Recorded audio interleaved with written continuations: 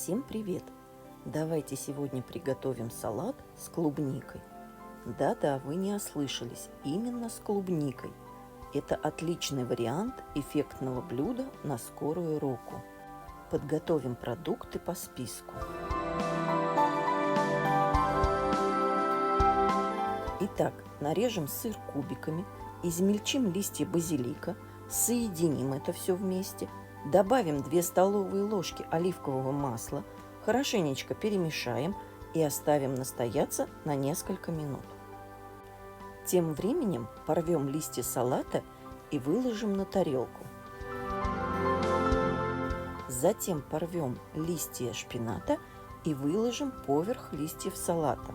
Нарежем тонкими ломтиками огурцы и выложим на нашу зелень. Возьмем примерно 100 грамм клубники, очистим ее от плодоножек и разрежем пополам. Затем выложим наши кусочки клубники на нашу тарелку. И еще добавим настоявшийся сыр. Оставшуюся клубнику поместите в чашу блендера. Добавьте еще туда 3 столовые ложки оливкового масла и 1 столовую ложку лимонного сока. Взбивайте примерно 1 минуту до однородности. Можно посолить и поперчить по вкусу. Перед подачей полейте салат соусом. Всем приятного аппетита! Пока-пока!